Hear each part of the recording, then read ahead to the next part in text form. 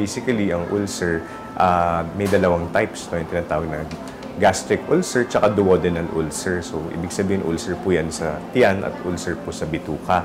Ang nangyayari po dyan, no, is nagkakaroon po ng isang butas doon po sa pinakapader ng tiyan or bituka due to mostly isang infection po na tinatawag natin na Helicobacter pylori infection.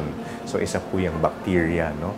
Ang symptoms actually ng ulcer is abdominal pain dito sa epigastric area, medyo mataas, no? Kapag nagbo-bleed naman ito, pwedeng dumumi yung pasyente ng dugo na either color black na dumi. Ibig sabihin, nanuyo na yung dugo sa loob or pwede rin na magsuka siya ng dugo. Ang ulcer po potentially delikado po yan. So, dapat po hindi po pinagwawalang bahala. Pinapatingnan po dapat yan sa isang gastroenterologist para mabigyan po ng tamang gamot.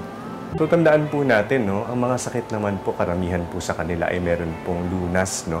Kailangan lang po diagnose po natin na maaga para masolusyonan po agad yung problema. So, don't forget to consult your doctor para po laging healthy po tayo.